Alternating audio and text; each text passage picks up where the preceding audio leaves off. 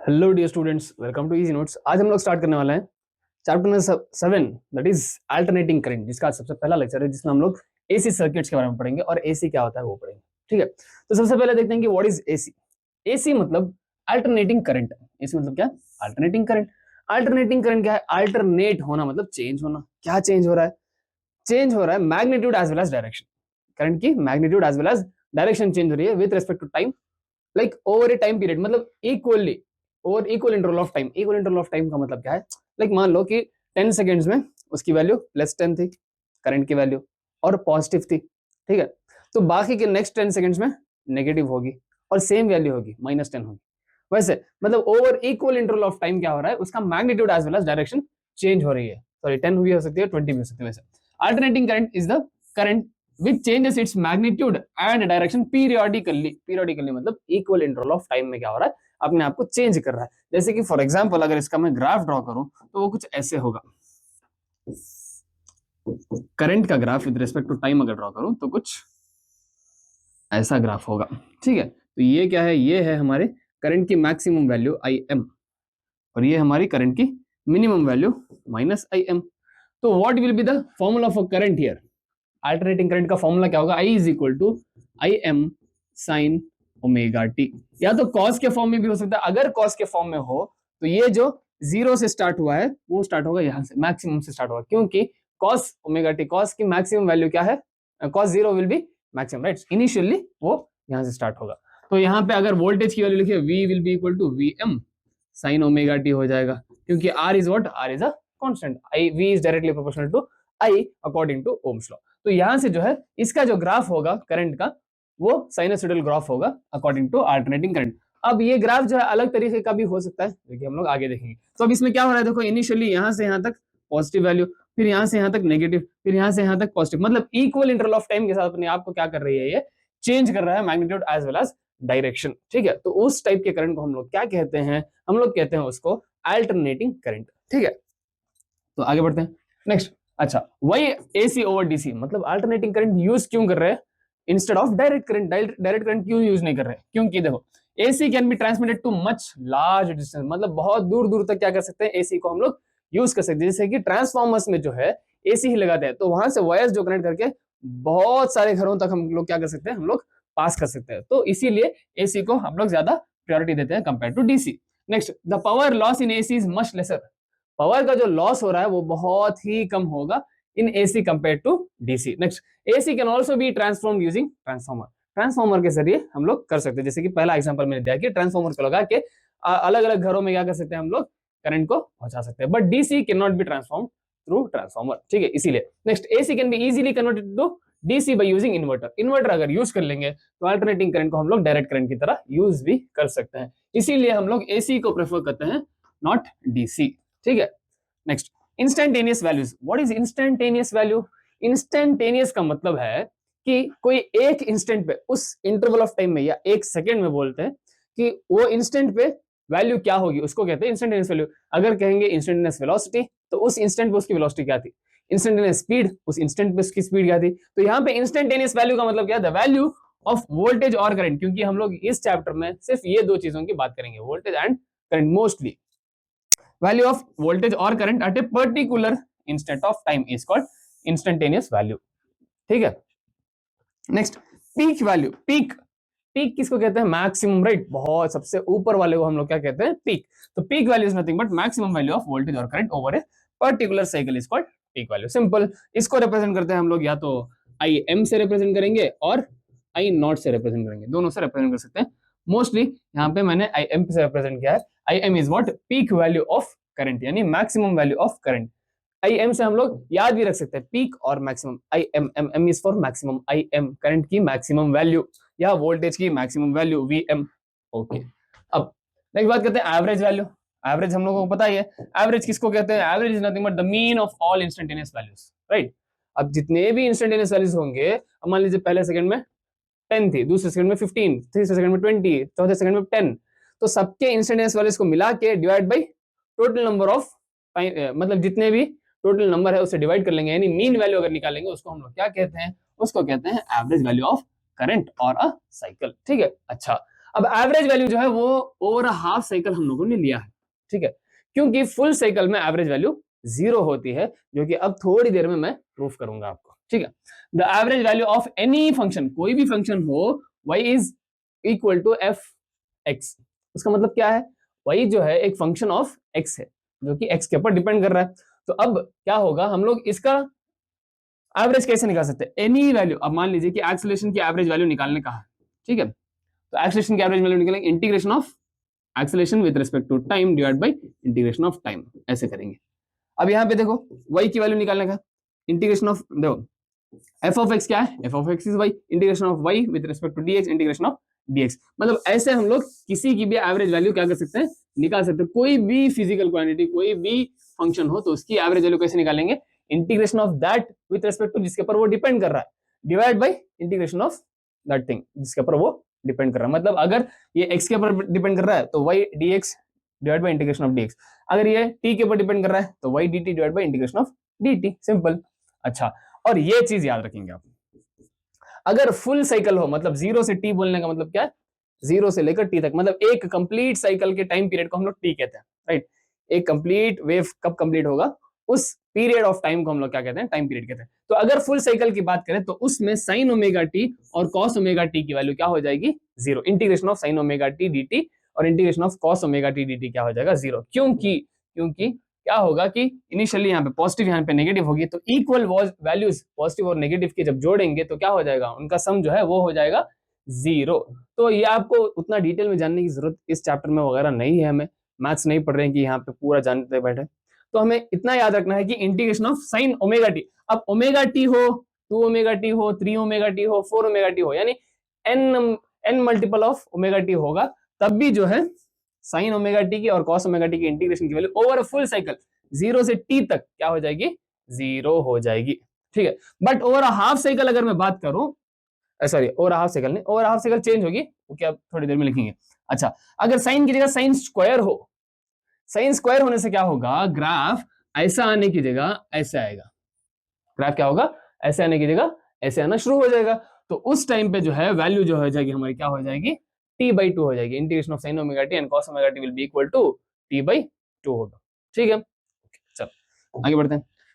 Next for a sinusoidal, अच्छा तो average value देख लेते हैं, चलो ओवर ए फुल साइकिल देख लेता हूं मैं एवरेज वैल्यू क्या होगी। तो what is the formula for I average will be equal to integration of I d T divide by integration of D T. यही था, कहां से कहां तक, 0 से t तक, फुल साइकिल के लिए देखते हैं 0 से t तक, ठीक है। So I average will be equal to what is I was I M sine omega T D T integration divide by integration of D T from 0 to t, 0 to t, ठीक है।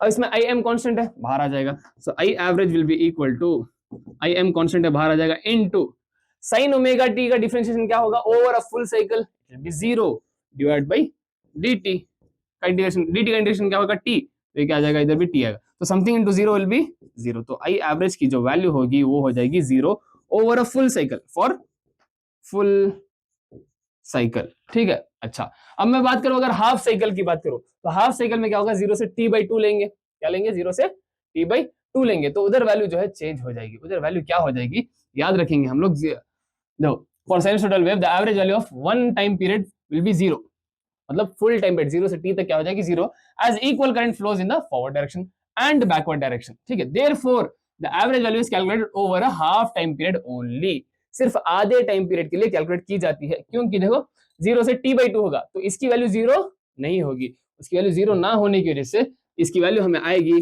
I average over a half cycle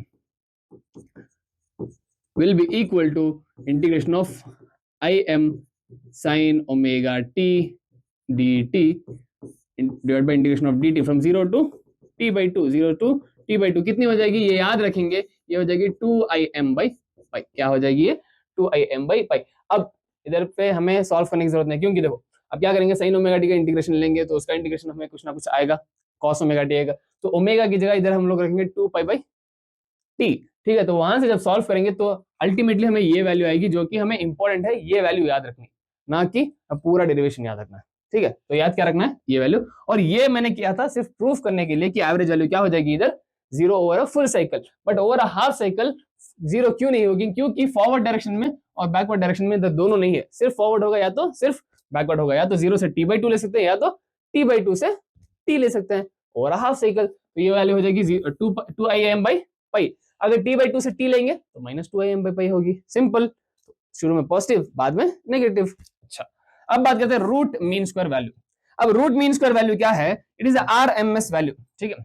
root mean square of all instantaneous, root होगा और mean का square होगा, यानी average के square का root, उसको हम लोग क्या कहते हैं, RMS वैल्यू, ठीक है। तो RMS वैल्यू क्या है, it is the root mean squares of all the instantaneous values of voltage और current over a particular cycle. अच्छा, अगर दिया हुआ नहीं है क्वेश्चन में, क्या अगर दिया हुआ नहीं है तो हम लोग मान के चलेंगे कि वो फुल साइकिल के लिए पूछ रहा है, जीरो से लेकर टी तक, ठीक है।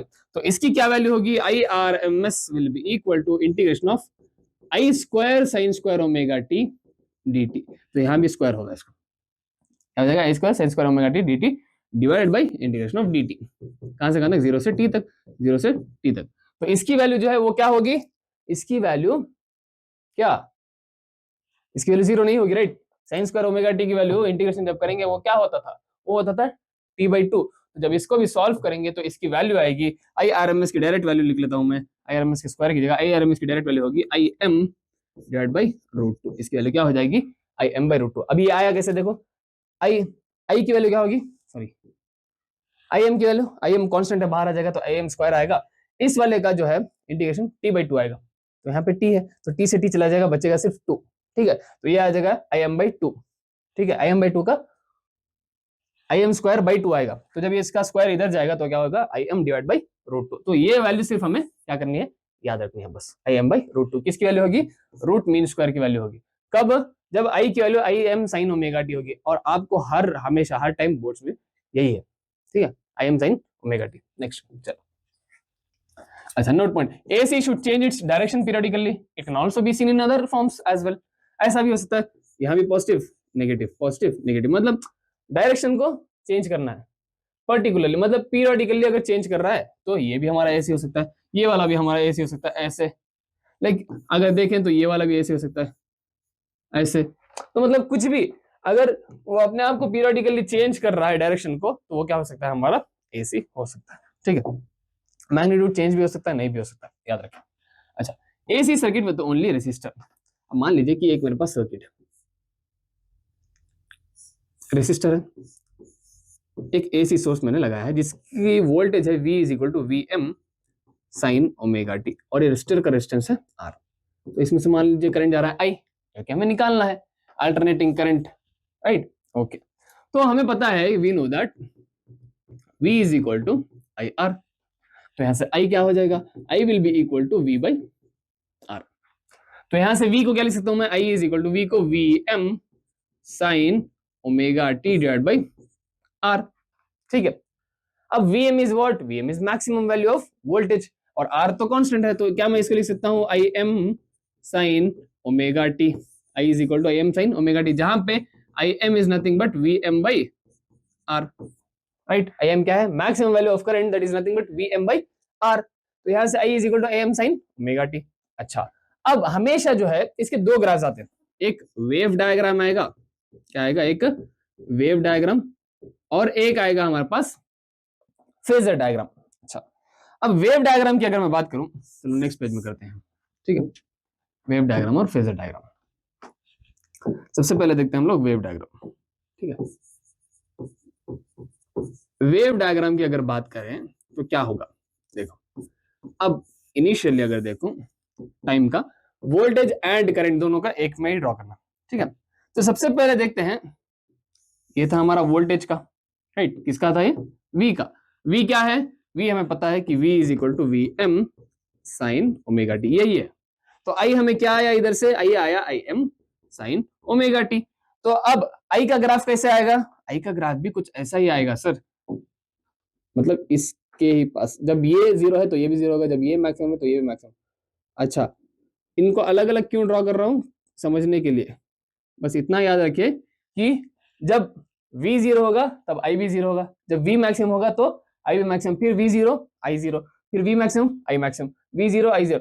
इन लोगों को अलग अलग क्यों ड्रॉ किया है, क्योंकि आप लोग पहचान सके इसलिए। तो ये क्या है हमारा आई का ग्राफ है, ठीक है। तो अब इसका मतलब क्या है, दोनों सेम टाइम पे जीरो, दोनों सेम टाइम पे मैक्सिमम, दोनों सेम टाइम पे फिर से जीरो, दोनों सेम टाइम पे मिनिमम। उसका मतलब ये है कि they both are in same phase, they both are in same phase. अब उसका मतलब कौन बोथ, कौन दोनों, I and V, they both are in same phase. अब सेम फेज की अगर बात करें तो अगर फेजर डायग्राम ड्रॉ करूं मैं, तो फेजर डायग्राम कुछ ऐसे होगा,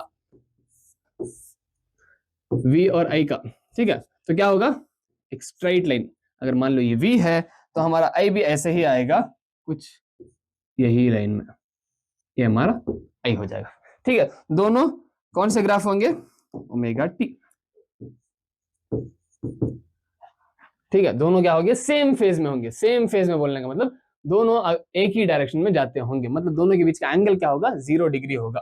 तो उसी को कहते हैं they both are in same phase, ठीक है। अच्छा, अब बात करते हैं इसमें कितना पावर जनरेट होगा, इस रेसिस्टर में एवरेज पावर कितना होगा। तो सबसे पहले इंस्टेंटेनियस पावर देख लेते हैं। Instantaneous power is nothing but P is equal to I square R. P का फॉर्मूला क्या है, आई स्क्वायर आर।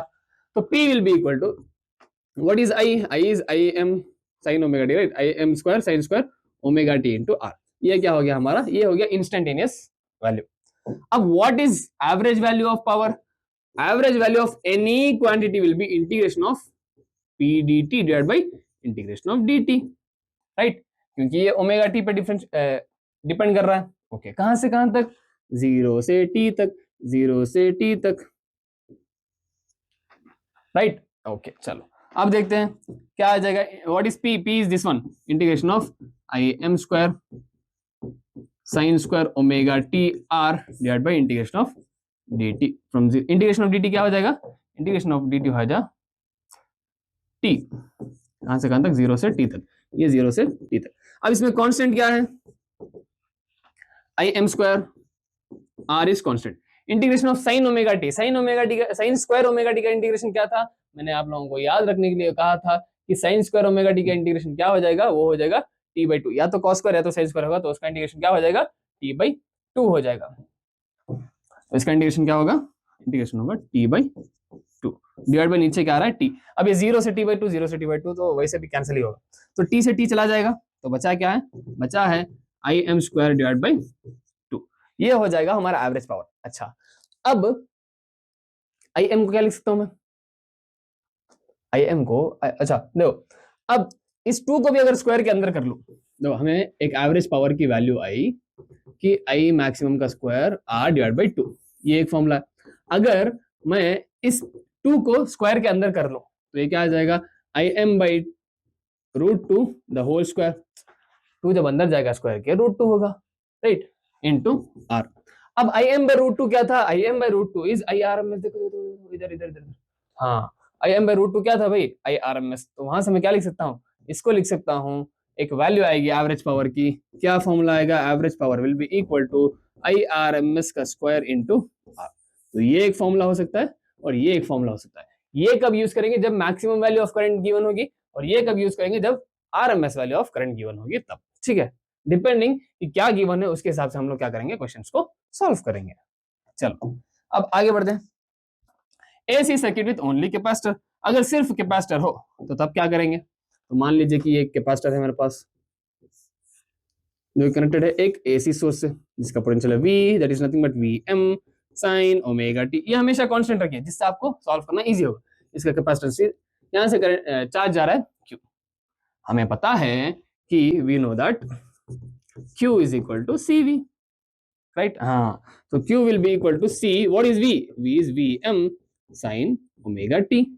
अच्छा, बट हमें पता है कि I is equal to dQ by dt, हाँ, हमें चाहिए क्या, हमें चाहिए current, simple alternating current. Okay, चलो देखते हैं।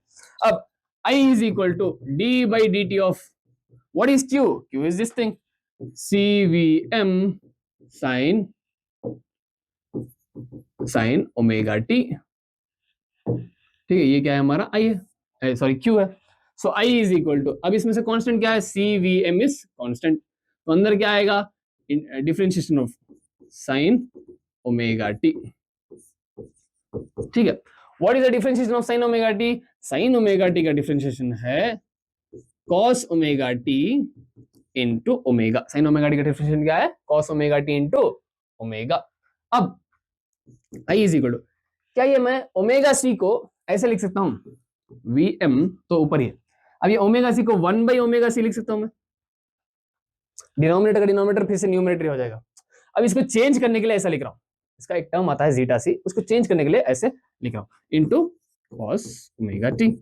ठीक है, तो ये क्या हो जाएगा? I is equal to V M by zeta C. इसको क्या कहते हैं हम लोग? 1 by omega C is nothing but zeta C. ठीक है, तो यहां पे लिख सकता हूं मैं zeta C is nothing but 1 by omega C. अब ये जीटा सी क्या है? Zeta C is resistance offered by capacitor. Capacitor की वजह से कितना रेसिस्टेंस ऑफर होता है करंट को रोकने के लिए, उसको हम लोग क्या कहते हैं? Zeta C. Zeta C is nothing but capacitive reactance. क्या कहते हैं इसको? Capacitive reactance. कैपेसिटिव रिएक्टेंस कहते हैं। तो जीटा सी क्या है हमारा? Capacitive reactance. तो अगर इसको देखें तो ये क्या हो जाएगा? I is equal to I M cos omega T. I is equal to क्या हो जाएगा? I M cos omega T. ठीक है, ओके। तो अब यहां से अगर देखें इसका वेव डायग्राम और फेजर, अच्छा उससे पहले फेजर डायग्राम के लिए एक चीज याद रखें। ठीक है, अगर ऐसा है, मान लो कि इस पॉइंट को मैं साइन ओमेगा टी मान रहा हूं, साइन से 90 डिग्री आगे होगा कॉस ओमेगा टी, साइन से 90 डिग्री पीछे होगा माइनस कॉस ओमेगा टी। तो इधर क्या होगा? Minus sign omega T, right? आप लोग सॉल्व करके भी देख सकते हो। Sine theta plus 90 is cos theta, sine theta minus 90 is minus cos theta. ठीक है, तो याद रख सकते हो, या तो ये वाला याद रखिए जिससे इजी होगा। साइन 90 आगे कॉस, 90 पीछे माइनस कॉस, साइन से 180 आगे minus sine, simple. Sine minus sine cos minus cos. ठीक है, ओके। तो चलो देखते हैं। अब हमारे पास फेजर डायग्राम और वेव डायग्राम ड्रॉ करना है। ठीक है, तो देखते हैं फेजर डायग्राम क्या होगा। वेव डायग्राम सबसे पहले, राइट? वेव डायग्राम की बात करूं, अच्छा इसको ऐसे भी लिख सकता हूं, राइट? अब इधर क्या है? Cos omega T, right? तो इसको ऐसे भी लिख सकता हूं कि आई एम कॉस ओमेगा टी को क्या लिख सकता हूं? Sign omega T plus 90। तो लिख सकता हूं मैं sign omega T plus pi by 2। ठीक है, चलो अब वेव डायग्राम ड्रॉ करते हैं वी और आई का। तो सबसे पहले वी क्या है? V is sinusoidal graph, sine का ग्राफ है, ये हो गया हमारा वी। अब आई क्या है? आई जो है वो है कॉस का ग्राफ। देखो आई किसका ग्राफ है? डायरेक्टली कॉस का। साइन ओमेगा टी प्लस ये नहीं देखना है, ये देखना है हमें फेज एंगल, फेज डायग्राम में। हमें वेव डायग्राम में ये देखना है कि आई किस पे डिपेंड कर रहा है? कॉस का।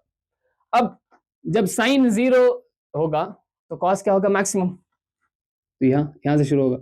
और जब कॉस मैक्सिमम, साइन मैक्सिमम है तो कॉस मिनिमम, फिर से कॉस साइन 0 तो कॉस मैक्सिमम, फिर कॉस मैक्सिमम है तो साइन, आई मीन दोनों क्या होंगे? ऑपोजिट। तो मतलब इसका ग्राफ कुछ ऐसे आएगा।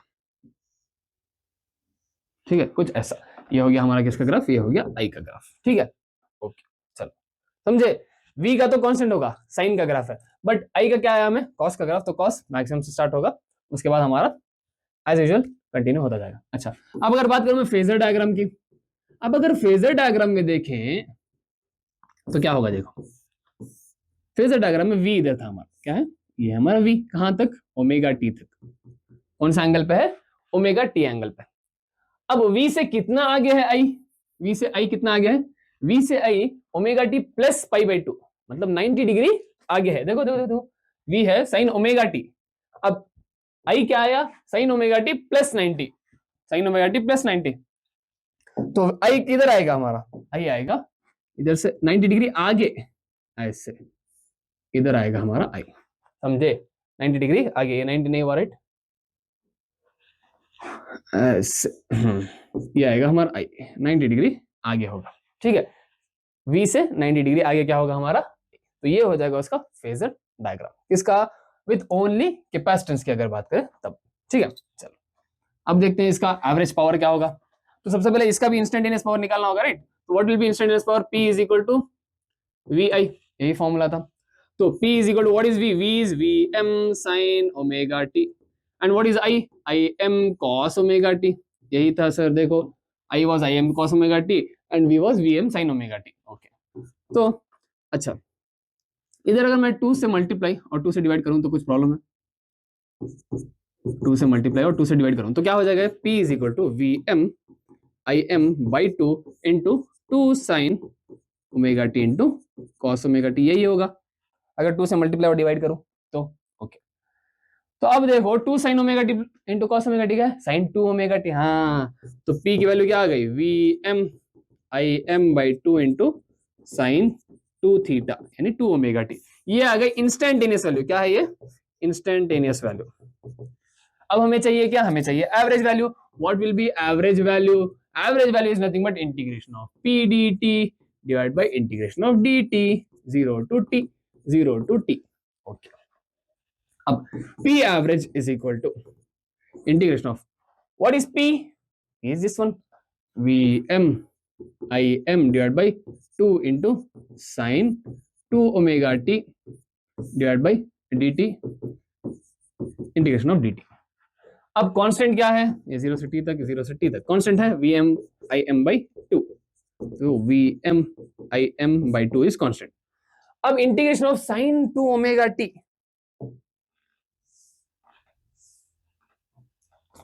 यहां पे देखो integration of sine omega T, या तो मैंने कहा था साइन 2 ओमेगा टी हो, 3 ओमेगा टी हो, 4 ओमेगा टी हो, 5 ओमेगा टी हो, सबका ये क्या होगा?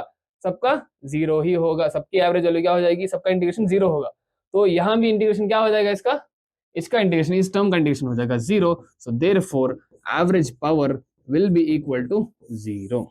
एवरेज पावर क्या आएगी? AC circuit in only capacitor की बात कर रहा हूं। वो किस में था? वो वाला रेसिस्टर में था। रेसिस्टर में कुछ वैल्यू आ रही थी I M by R, I M square by R, बहुत सारे अलग अलग वैल्यूज आ रहे थे। तो यहाँ पे क्या होगी? Average value 0, but instantaneous is not 0। ठीक है, चलो अब आगे बढ़ते हैं नेक्स्ट इंडक्टर की तरफ। AC circuit with only inductor की बात करते हैं। अच्छा, अब मान लो ये मेरे पास एक इंडक्टर है जो कि कनेक्टेड है फिर से एक एसी सर्किट से। V is equal to V M sine omega T. Okay, तो अब हमें ये पता है कि E is equal to we know that E is equal to minus L D I by D T. ये पता है? पता है, हाँ पता है। What is E now? E is nothing but V। तो क्या हो जाएगा? V M sine omega T is equal to minus L D I by D T. अब यहां से डी आई देखूं तो क्या हो जाएगा? D I will be equal to, ये पूरा इधर जाएगा, minus V M L sine omega T D T. Okay, अब दोनों तरफ इंटीग्रेट कर लेते हैं तो क्या होगा? Integration of D I is I, ये माइनस वी एम और एल बाहर आ जाएगा। Integration of sine omega T क्या होगा? Integration of sine omega T is minus cos omega T by omega. क्या हो जाएगा इसका integration? Minus cos omega T by omega. एक मिनट एक मिनट, ये एल नीचे जाएगा right, V M by L होगा, बाई एल, तो यहां भी नीचे आएगा। ओके, अब सो आई इज इक्वल टू, एक minute, minus L D I by D T right. ये माइनस इधर नहीं आएगा राइट, क्योंकि हम लोग सिर्फ मैग्नीट्यूड देख रहे हैं, इधर हमें डायरेक्शन का पता नहीं है, तो यहाँ पे माइनस हटा दीजिए। तो यहाँ पे माइनस हटा लो। ओके चलो, तो L D I by D T हो जाएगा। अब देखते हैं क्या आ गया हमें, I is equal to V M by L into minus cos omega T divide by omega. अब वी एम, ये माइनस बाहर निकाल लेंगे, V M by omega L into cos omega T. अच्छा, अब ओमेगा एल क्या है? Omega is L is nothing but zeta L. Omega L क्या है? Minus V M by zeta L into cos omega T. ठीक है, तो इसको ब्रैकेट हटा लेता हूं, कॉस ओमेगा टी। ठीक है, अब जीटा एल क्या है? Zeta L is omega L. तो जैसे जीटा सी था रेसिस्टेंस ऑफर्ड बाय कैपेसिटेंस, ये हो जाएगा रेसिस्टेंस ऑफर्ड बाय इंडक्टर। ठीक है, तो इसको हम लोग कहेंगे इंडक्टिव रिएक्टेंस। क्या कहेंगे इसको? Inductive reactance. ठीक है, ओके चलो, अब अगर देखें तो ये क्या हो जाएगा? I is equal to minus I M cos omega T. ये आ गया हमारा आंसर। अब आई जो है, आई क्या है? देखो यहाँ पे देखें हम लोग, what is I, I was minus I M cos omega T. तो इसको मैं ऐसे भी लिख सकता हूँ, राइट, माइनस कॉस कब आएगा, sine minus pi by two, हाँ, तो ये आ जाएगा I will be equal to I M sine omega T minus pi by two, तो आ जाएगा हमारा माइनस कॉस। ठीक है, ओके, तो हमें आंसर मिल गया सर, ये दोनों मिल गए। तो अब फेजर डायग्राम और वेव डायग्राम सिंपल, तो देखते हैं वेव डायग्राम क्या होगा। वेव डायग्राम की अगर मैं बात करूं, वी का ग्राफ यही होगा, सिंपल, ये हो जाएगा हमारा वी। बट आई, आई की अगर बात करूं तो यहां से देखो आई क्या होगा, I is minus cos, cos का ग्राफ ऊपर से स्टार्ट होता है, माइनस कॉस का नीचे से, मतलब जब ये जीरो होगा तो ये मैक्सिमम ही होगा बट माइनस में, फिर ये मैक्सिमम होगा तो ये जीरो, फिर ये जीरो होगा तो ये मैक्सिमम, फिर ये वाला मैक्सिमम होगा, एक मिनट, मैक्सिमम, राइट, यहाँ पे ऐसे जीरो मैक्सिमम, जीरो फिर मैक्सिमम, फिर ऐसे जीरो फिर मैक्सिमम, ऐसे कुछ इस तरह से इसका ग्राफ जाएगा। जब ये जीरो ये मैक्सिमम, जब ये जीरो ये वाला मैक्सिमम, ये वाला बीच में आएगा, सॉरी देखो ये मैक्सिमम तो ये जीरो, जब ये जीरो तो ये मैक्सिमम, फिर ये मैक्सिमम तो ये जीरो, फिर ये जीरो तो ये मैक्सिमम, फिर ये मैक्सिमम तो ये जीरो, मतलब एक दूसरे के ऑपोजिट होंगे। ठीक है, वैसे। और कॉस वाला ग्राफ यानी कैपेसिटेंस में क्या था, ऊपर वाला ग्राफ आया था प्लस कॉस, इसमें माइनस कॉस आएगा, सिर्फ उतना ही डिफरेंस है। ठीक है, तो अगर फेजर डायग्राम की अगर मैं बात करूं, what will B phasor diagram, phasor diagram में पहले वी ड्रॉ कर लेते हैं हम, राइट, पहले क्या करते हैं, वी ड्रॉ कर लेते हैं, दिस इज आवर वी, कहां पे, ओमेगा टी पे। अब आई कहां आएगा, आई आएगा इधर, omega T minus pi by to, मतलब यहां से पाई बाई टू पीछे, इधर हमारा आई आएगा, समझे, उसमें omega T plus pi by two, इसमें omega T minus pi by two. तो इसमें क्या कह सकते हैं, अच्छा कैपेसिटेंस में हम लोगों ने क्या कहा कि यहां पे कंक्लूजन क्या लिख सकते हैं, यहां पे अगर कंक्लूजन लिखूं तो current lead the voltage, right, क्या लिख सकता हूं मैं, current lead the voltage by कितना angle, pi by two, right, plus बोलने मतलब लीड कर रहा है। ओके, तो अब यहां क्या लिख सकता हूं मैं, यहां लिख सकता हूं कि current lag the voltage, current lags the voltage by pi by two, done. Okay, चलो आगे बढ़ते हैं। ओके, एवरेज पावर देख लेते हैं इसका भी। अब इसके एवरेज पावर की अगर मैं बात करूं तो क्या होगा, पहले इंस्टेंटेनियस देख लेते हैं, P is equal to V into I, तो P इज इक्वल टू क्या हो जाएगा, V is V M sine omega T, और I is minus I M cos omega T, तो माइनस बाहर ले लेंगे तो minus V M I M, इसको 2 से मल्टीप्लाई और 2 से डिवाइड कर लेता हूं, तो क्या बच जाएगा, divide by 2 into 2 sine omega T into cos omega T. तो ये क्या आया, ये आया P is equal to minus V M I M by 2 into sine 2 omega T sine 2 theta, right. Okay, तो ये हो गया हमारा इंस्टेंटेनियस पावर। अब चाहिए एवरेज पावर। अब एवरेज पावर की अगर बात करूं, राइट, एवरेज पावर क्या होगा, P average will be equal to, P average is equal to integration of P dt divided by integration of dt from 0 to t, 0 to t। तो इसमें भी क्या होगा, sin 2 ओमेगा टी आएगा, तो same हो जाएगा, सिर्फ प्लस की जगह माइनस आएगा इधर, तो इधर भी क्या होगा, P average will be equal to 0। जब सॉल्व करेंगे तो वैल्यू क्या आएगी, सेम आएगी, minus V M I M divide by 2 into sine 2 omega T का इंटीग्रेशन क्या हो जाएगा, 0। तो एवरेज पावर क्या आ जाएगा हमारा, 0 इन ऑल्सो एन इंडक्टर। ठीक है, किसमें, इंडक्टर की बात कर रहे हैं, डन। चलो अब आगे बढ़ते हैं, आगे देखते हैं कुछ क्वेश्चंस की तरफ। तो सबसे पहला question, an alternating current I is equal to 10 sin 100 pi t is passed through a resistor of 20 ohm। okay, what is the average power consumed by the resistor over a complete cycle। सिर्फ resistor है, resistor के लिए average power का formula था, average power के हमारे पास 3 फॉर्मूले थे, सॉरी 2 फॉर्मूले, I M square R divide by 2, या तो I R M S square by I R M S square into R. अब इसमें से कौन सा लेंगे, अब आई एम हमें पता है, this is nothing but I am, यहां से आई एम की वैल्यू हमें दिख रही है 10 है, तो चलो पहला फॉर्मूला यूज कर लेते हैं, तो P average will be equal to 10 का स्क्वायर 100 हो जाएगा into R, how much, R is 20 divide by 2, तो 2 इंटू 10 इज 20, 10 इंटू 10, 10 इंटू 100 कितना हो जाएगा, ये हो जाएगा 1000, 1000 वॉट का एवरेज पावर होगा उस रेसिस्टर पे कंज्यूम करेगा, उस रेसिस्टर की वजह से 1000 वॉट का पावर कंज्यूम होगा over a complete cycle. Easy. चल आगे देखते हैं। द आरएमएस करंट, अब आरएमएस करंट गिवन है in a connected circuit to a 50 hertz source, मतलब आरएमएस करंट इज 15 एम्पियर दिया हुआ है। देखो आई आरएमएस कितना है हमारा, वो है 15 एम्पियर, 15 एम्पियर, और कनेक्ट कितने से, फ्रीक्वेंसी ऑफ 50 हर्ट्ज से कनेक्टेड है। The value of the current in the circuit 1/600 second after the time, मतलब टाइम कितना गिवन है 1/600 सेकेंड, बहुत छोटा है। After the instant the current is zero, is value of the current in the circuit, current की value चाहिए। What is the formula for current, क्या formula, याद नहीं, क्या फॉर्मूला था, जल्दी। आई आरएमएस का फॉर्मूला क्या है,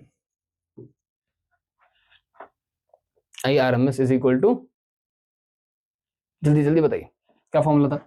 I RMS will be equal to, I RMS क्या था हमारा, I RMS is equal to I naught, I सबसे पहले आई देख लेते हैं, वहां से आई नॉट निकाल। देखो आई आरएमएस का हमारे पास एक फॉर्मूला क्या था, I RMS is equal to I M by root 2, simple.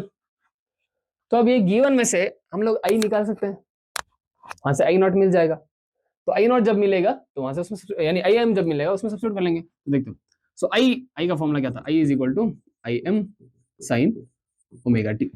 अब ये आई जो गिवन है that is nothing but I RMS, क्या गिवन है ये, आई आरएमएस। हमें चाहिए the value of current in the circuit 1/600 second after the instant of, मतलब करंट की वैल्यू, आई की वैल्यू चाहिए। तो यहां से आई एम निकाल सकते हैं, तो I M is equal to root 2 times of I RMS. चलो तो यहां से सब्स्टिट्यूट कर लेता हूं मैं, I RMS root 2 into sine omega को क्या लिख सकता हूं मैं, ओमेगा को लिख सकता हूं 2 पाई एफ इंटू टी, ठीक है। Okay, so I is equal to what is I RMS, I RMS है 15 root 2 into sine what is 2 pi into F कितना है हमारा, एफ है 50 50 into what is time, time is 1/600, 1/600, ठीक है। तो अब यहां से अगर देखो तो ये क्या हो जाएगा, 2 इंटू 50 इज 100, तो 100 600, तो बचा क्या है, I is equal to 15 root 2 sine pi by 6, सही है।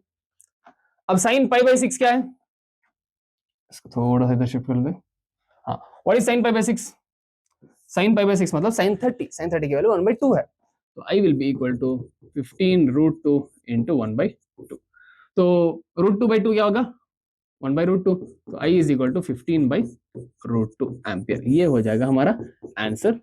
जैसे ही करंट इज जीरो, मतलब क्या बोल रहा है देखो, the value of current in the circuit 1600 seconds after the instant the current is zero, मतलब वो इंस्टेंट पे वैल्यू ऑफ करंट क्या होगी, यानी इंस्टेंटेनियस करंट पूछा है तो उसकी वैल्यू क्या हो जाएगी हमारी 15√2 एम्पियर, ठीक है। चलो आगे बढ़ते हैं। What is the RMS value of alternating current shown in the figure, ठीक है। तो देखते हैं इसमें आरएमएस वैल्यू क्या होगी। सो आई आरएमएस का square is equal to integration of I square D T divide by integration of D T, यही था, कहां से 0 से t तक, 0 टू t तक।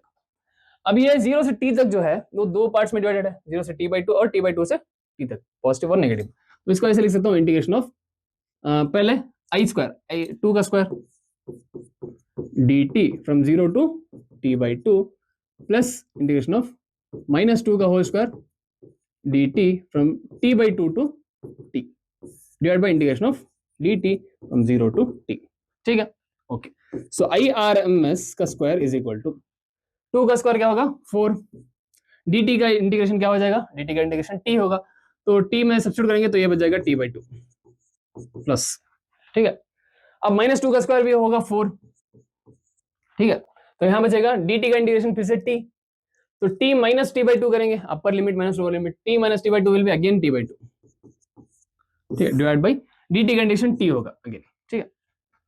तो 4 यहां से जब कैंसिल करेंगे तो ये हो जाएगा 2, तो ये भी हो जाएगा 2, तो आई आर एम एस का square will be equal to 2t plus 2t divide by t, that is nothing but 4t/t, तो t से t चला जाएगा, तो I R M S will be equal to root of 4, that will be nothing but I R M S is equal to 2 ampere, 2 ampere का R M S current होगा इस वाले diagram में। Done, चलो आगे बढ़ते हैं।